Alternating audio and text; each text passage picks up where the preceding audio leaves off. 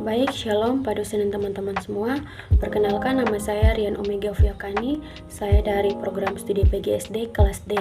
Di sini saya akan membuat video presentasi kedua pengantar pendidikan bab 9, yaitu tentang inovasi pendidikan. Yang pertama, pengertian inovasi pendidikan. Inovasi pendidikan adalah inovasi dalam bidang pendidikan atau inovasi untuk memecahkan masalah pendidikan.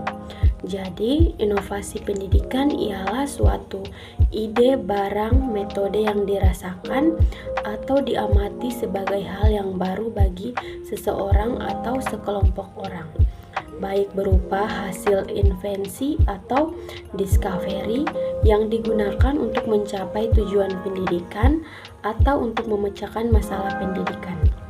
Pendidikan adalah suatu sistem, maka inovasi pendidikan mencakup hal-hal yang berhubungan dengan komponen sistem pendidikan, baik sistem dalam arti sekolah, perguruan tinggi, atau lembaga pendidikan yang lain, maupun sistem pendidikan dalam arti luas, misalnya pendidikan nasional. Kita masuk pada kedua, yaitu sasaran inovasi pendidikan. Faktor utama yang perlu diperhatikan dalam inovasi pendidikan adalah guru, siswa, kurikulum dan fasilitas, dan program atau tujuan. Kita masuk pada penjelasannya. Yang pertama, guru.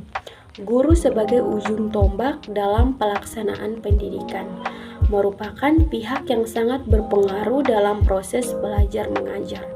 Kepiawaian dan kewibawaan guru sangat menentukan kelangsungan proses belajar mengajar di kelas maupun efeknya di luar kelas. Guru harus pandai membawa siswanya kepada tujuan yang hendak dicapai. Yang kedua, yaitu siswa. Sebagai objek utama dalam pendidikan, terutama dalam proses belajar mengajar, siswa memegang peran yang sangat dominan. Hal ini bisa terjadi apabila siswa juga dilibatkan dalam proses inovasi pendidikan, walaupun hanya dengan mengenalkan kepada mereka tujuan daripada perubahan itu, mulai dari perencanaan sampai dengan pelaksanaan, sehingga apa yang mereka lakukan merupakan tanggung jawab bersama yang harus dilaksanakan dengan konsekuen.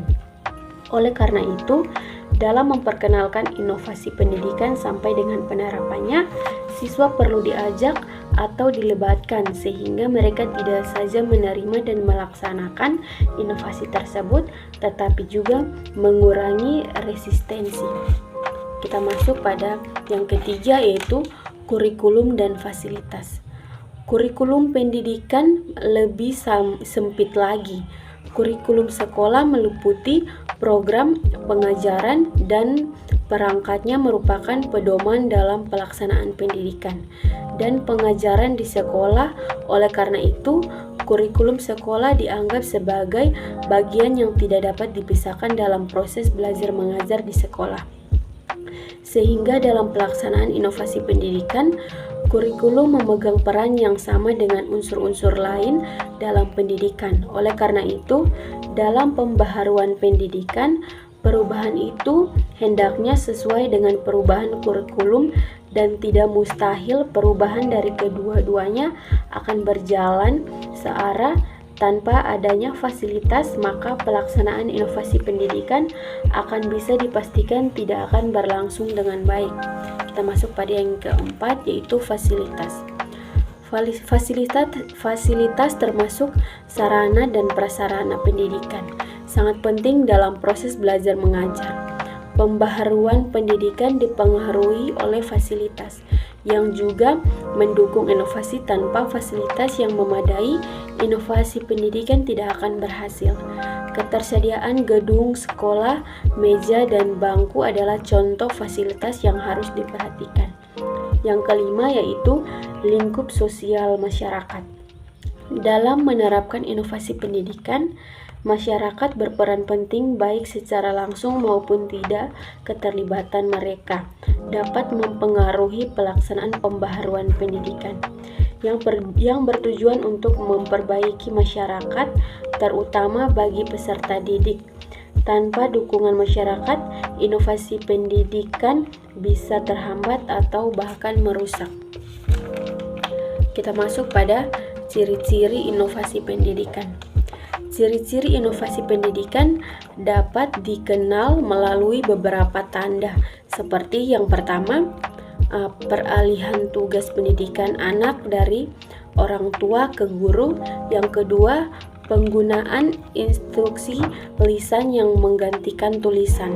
Yang ketiga, penerimaan alat pencetakan yang membuat buku lebih tersedia. Yang keempat, kemunculan alat elektronik seperti radio, telepon, dan komputer. Jadi, inovasi pendidikan dan teknologi pendidikan saling berkaitan. Inovasi adalah objek, sedangkan teknologi pendidikan adalah subjeknya. Keduanya memerlukan SDM dan alat yang mendukung untuk mencapai tujuan yang berguna di masa depan. Ada 4 ciri utama yang mempengaruhi difusi inovasi termasuk dalam bidang pendidikan, yaitu yang pertama, esensi inovasi. Inovasi adalah ide atau praktik baru yang diterima oleh individu atau kelompok. Ada 3 hal utama yang terkait, yaitu teknologi, informasi, dan ketidakpastian serta reinovasi. Teknologi berfungsi untuk mengurangi ketidakpastian dalam mencapai hasil yang diinginkan. Yang kedua, saluran komunikasi. Komunikasi melibatkan proses berbagi informasi untuk saling memahami. Ini mencakup siapa yang menyampaikan informasi, lewat saluran apa, kepada siapa, dan dampaknya. Yang ketiga, waktu dan proses penerimaan. Waktu sangat penting dalam difusi inovasi. Proses pengambilan keputusan inovasi melibatkan beberapa langkah dari pengenalan inovasi hingga konfirmasi keputusan untuk mengadopsi atau menolak inovasi tersebut. Yang keempat yaitu sistem sosial. Sistem sosial adalah berbagai unit yang saling berhubungan dalam masyarakat untuk mencapai tujuan bersama. Unit-unit ini meliputi individu, tokoh masyarakat, pemilu formal, tokoh agama, dan kelompok tertentu yang berpengaruh dalam proses difusi inovasi.